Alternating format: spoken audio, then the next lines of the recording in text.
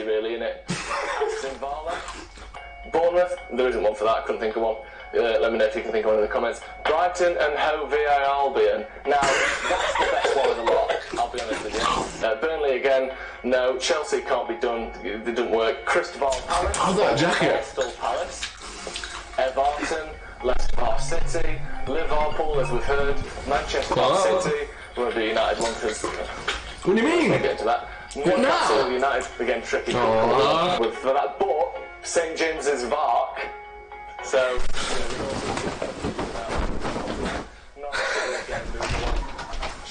I'm nearly done, honestly. I'll just rattle through these last ones. Southampton, Tottenham Hotspur, Watford, West Ham, again, there isn't one. And finally, Wolverhampton. Play the intro.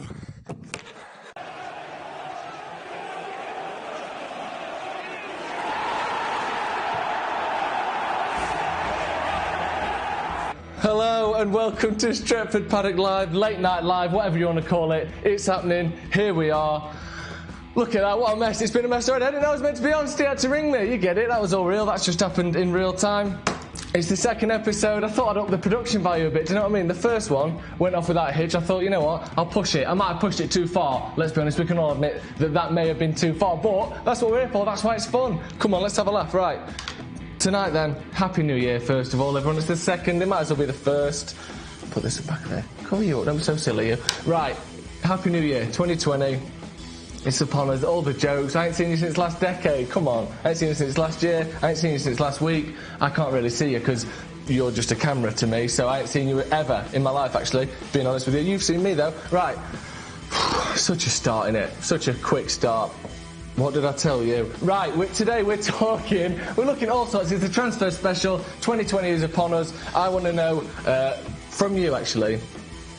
This is a separate... Well, we'll come to that. I want to know your best ever bargain, right? You go to the supermarket, you go to H&M, you think, right, I need a cardigan, I need a jumper, I need, some fresh fruit, for instance. And you go to the thing, you think, I'll tot it up in my mind. That's probably going to be 20 quid or something. And then you get to the thing and you scan it, and then the numbers, the little blue numbers, and you think 20 quid, and then it's $4.50. There was some sort of discount on it that you didn't know about. I told you. Some sort of discount on it that you didn't know about. Amazing. The yellow, the little yellow reduced section stickers, the reduced section of glory. I want to know what's the best thing you've ever got in a reduced section, what's the best discount that you didn't know was happening that you found. Maybe you bartered someone down, a car boot sale. Maybe you were at an auction, maybe you were for a live taping of Cash in the Attic or something. You bought something for way cheaper than you thought you'd be able to. Let me know. Actually, this is a bit... anyway, I'll come on to this now, actually, because this one's a bit of a tough one. This one's a bit of a tough one because I just want to say something, and I'll be honest, this is not, no one told me to say this. This is something I want to say, because obviously last episode, you know what, it's just gonna come straight off the top of my head. No one told me to say this, I'm not reading this, this is just, the views shown on episode 1 of Late Night Live are not that of Stretford Paddock, and indeed Studio 68 as a whole. Again, as far as the ongoing police investigation into last week's "What's the biggest animal you could kill with your bare hands?" texting is concerned, I refuse, and my lawyer refused to comment, except to say that we do not condone the harm of animals in any way. Except wolves, actually, who are going to get absolutely battered at the weekend. Don't mention wolves. Okay, shouldn't have said that, so just write that down, cut that out. Yeah? Live, you say. Right, so can't cut that out. Pretend I didn't say that about wolves. Moving on. Anyway, what's next? Transfer window, it's open, innit? I'm all over the place, lads. I'm giddy. I'm excited. It's 11 o'clock. I've just got out of bed. As you saw, I was in bed, eating my cereals, fruit and fibre, and I thought, I want to talk about transfers. Sancho, Saul, Sony Ericsson's, Haaland's already gone. He slipped through our fingers like sand or, putty, I suppose. Really slippery putty. You can never really get a grip of that kind of thing, can you? The transfer window is slammed open. They always say it's slammed shut, but it's slammed open. What's What's the opposite of slammed shut? You don't really say slammed open, do you? Flew open. The window is flown open. The checkbook curtains have been blown outside on a wave of excitement. And I want to, I just want to look at who we're going for. How exactly, I want to break it down for you as well. Just how these transfers work, because a lot of people don't know this, but Ed Woodward is a family friend. I'll say it. I'll come out and say it. He is my dad's. He's my dad. So I'm going to give away a few of my dad's secrets today, just how exactly a player transfer takes place, because I know a lot of you won't know that. I don't know why it's called a window, actually. Why do you think it's called a window? Because windows isn't things coming in and out, is it? It's more of a door, a transfer door. It's more of actually, what it should be, a transfer little two-piece like a Skegness. Here's like Sancho on one, Haaland on another, and then you got your little Woodward stood there. He stood there with his little pot full of bids, little 2p bids. Pops a bid in. Oh, I'll bid for them. His coin slips out. Does he push it? No, not even a response. No response to that bid. Right, let's put another bid in. Pop in. Oh, he's knocked one. Oh, he's knocked some. He's gone on to the next one. Oh, he's knocked him. He's knocked some more. Where is it? You look in the tray at the bottom. How annoying is it when you look in the tray at the bottom and something fell, we saw it fall. Turns out there's two gutters at the sides. Right? So sometimes it can fall all the way and it still doesn't go in. That's like what happened with Haaland when he went to Dortmund. The penny dropped, but it didn't go in your tray. It doesn't make any sense. What am I talking about? Right. Let's move on, eh? Let's move on. Let's look at, like I said, Woodward's probably this time of year. This is Christmas for Woodward, It's Christmas for everyone. I hadn't thought about that. This is Ed Woodward's second Christmas of the year because it's transfer season and it's the thing he looks forward to most. He's looking forward to it. I like to imagine, so he wakes up in the morning, transfer, it's the first, let's say it's yesterday, so this is a day in the life of Ed Woodward yesterday. Wakes up in the morning, and he goes to the shops, I'll buy some breakfast, I'll get some cereal. He's having a look at the shelves. That's interesting. I knew which cereal I wanted.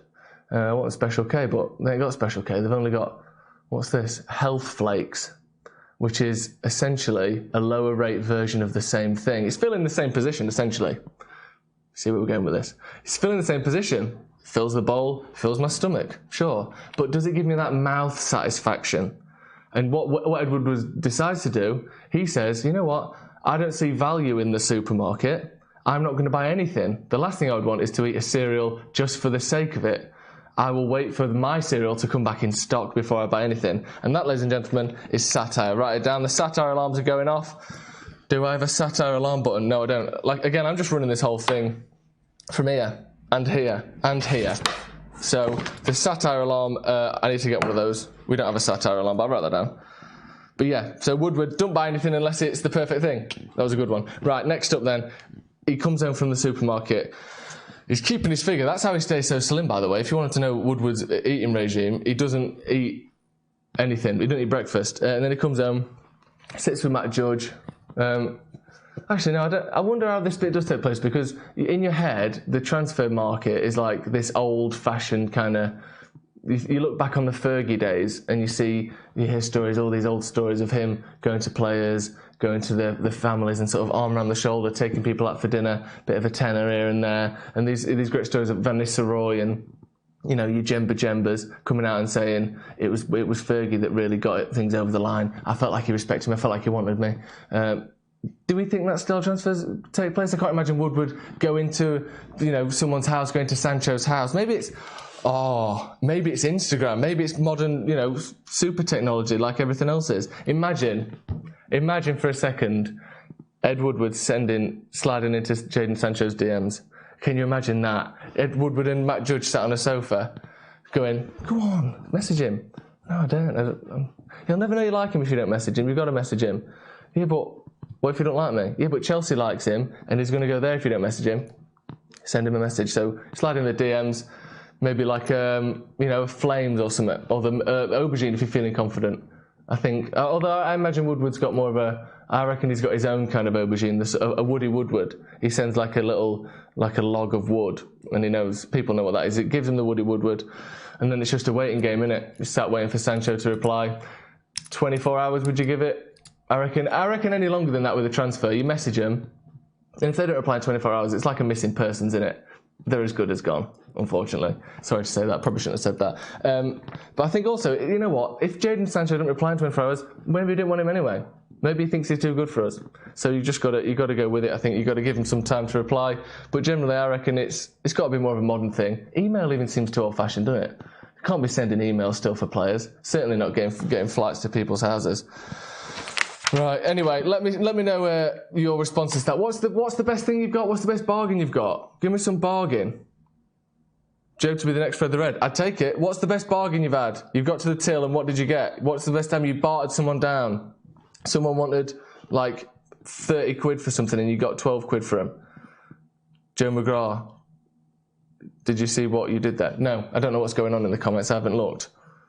You are Steve's Carl Pilkington. Thank you. More hair, though, for now, anyway. Give me a couple of years.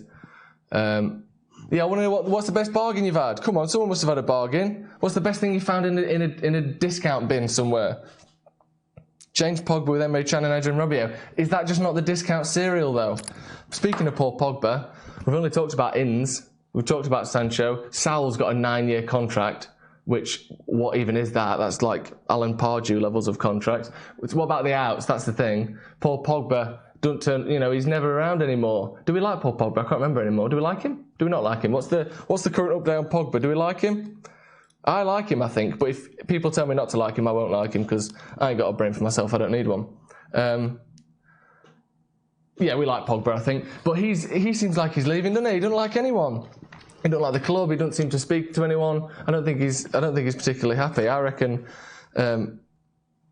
that he's probably on the way out. But to tell you what I don't like, the only thing I don't like about it, if he wants to leave, he can go. I think we can all agree on that. If he wants to leave, he can go. But the only thing I don't like is those people that go up to him. Did you see this after the Watford game? People on social media who were like, you know what, Paul, we've treated you so badly over the years. If you want to leave, you can leave. What's that? Don't give him that. Don't like some boyfriend who's cheated on their girlfriend and now they feel bad, so they're like, you know what, Jade, if you want to leave me, then leave me. I don't deserve you. But as soon as Pogba goes, all right, I'm leaving then, you go, what? Bitch! That's the kind of person that says that. These sycophantic martyrs who are like, leave Paul, you're too good for us anyway, we've done you nothing but harm over the years. Don't be like that. He's a footballer. If he's getting paid to play, he can play, it's no problem. Don't matter, you don't need to feel sorry for him. It'll be absolutely fine. He's making a lot of money, it'll be all good. Stressful, this, isn't it? It's very stressful. Do you know what, actually? I am stressed. And one thing I would like to do, because last year, I've done the joke by accident. Last year, 2019, was 2 days ago, we looked at some of the goals lost to VAR in 2019, but I want something a bit more positive tonight because we've got a whole year to look forward to, and I feel like a year is kind of even though it doesn't matter, because what even is a year? Sure, it's the Earth's birthday. Happy 2020th birthday, Earth, right? Yeah, we get it. Also, if it's like us going around the sun once, I think, isn't it? If the sun even exists, who really knows? The sun could just be a telly that's 10 miles off Earth, for all I know. We don't know. If the sun does exist and we have gone around it, that's a pretty good achievement. So, you know what? Happy birthday. Well done on going around the sun. But let's look at this as a way to enjoy 2020. 2019 hasn't been great for United, has it? Let's face it. But it's not just about football. There are a lot of things going on in the world. And I would like to take a look at 2020. And according to the BBC, there are a few things that we ought to be looking forward to. And I would quite like to check those out right now. Let me just go on. Oh, is he going to do it? Let's mirror these displays. That's me now. Let's get this up. Come on, Firefox, there she is. Very good, look at that. First time for everything, look, using the app. So 2020, here she is. I feel like 2020, it brings with it some sort of do you know those kind of cheesy American comedy things where it's kind of, maybe 2020 can be pretty great, you know? So I'm looking forward to that. Let's look forward to some of the things that can happen in 2020 that can make, basically look 2019 look like a bag of old beans, to be honest. Right, here we go. Number one. The 2020 Tokyo Paralympics and Olympics. Ooh, we love the Olympics, don't we? Medals and that. Glastonbury will be 50 this year. Happy birthday, Glastonbury. Millions of trees we're going to plant this year. See? This is good, isn't it? Revisiting your youth. Time machines. No. Pussycat dolls. Either way, if you want to revisit your youth with a pussycat doll, go for it. Euro 2020, now that's more like it. That's us. That's our one. We got a football one in there. Thank you, BBC. Something about, we don't talk about politics on here. The US election, still no politics on here. Loads of new superhero movies. We need more of those. We've only got 1 or 2, so if we could get 3 or 4 by the end of the year, that would be fantastic. You won't go short for new music, and that's unique to 2020 because there's never been new music before. This will be the first year where they're bringing out new music, so that's very exciting. Same with TV series. Look, all the new TVs. We have TV series every year. What are you on about? No, what? No. 2020 is going to be good. All the new TV series we're going to get to look at. New PlayStation and Xbox consoles and games. We had these in 2019. There's been new games forever. Knowing the UK is more powered by renewable energy. Great, there you go, that's more like it. Eurovision. If we're still allowed to enter, stop with that. No politics on here, said that. Life on Mars. So David Bowie might be coming back and releasing a sequel to Life on Mars. No, that's not it. It's NASA is sending a new probe to Mars. Very similar. All non-superhero movies you can watch. Yep. Revisiting your favourite albums. That's pushing it because that isn't 2020, is it? They're all things that have already come out. In fact, Eurovision's already been out, Pussycat Dolls has been out, Olympics has been out, music's been out. This is all old stuff. Climate change talks, Winter Love Island, whole new cricket tournament, that's it. We don't... 2020 might be worse than 2019, actually, can you believe it? That's unbelievable, isn't it? 2020's... Let me write that down. No, 2020 is worse than 2019, and no one could even predict it. I was trying to be positive. Turn that off, because that's too positive for me. 2020, it's the 2019, but what? With a cricket tournament in it. Sorry to end on such a negative note. Thanks very much for joining me. We're going to try and do more of these, but I'm furious. 2020 is just an absolute joke already. I haven't even met it yet, hardly, and I already don't like it. Right, see you next time, lads.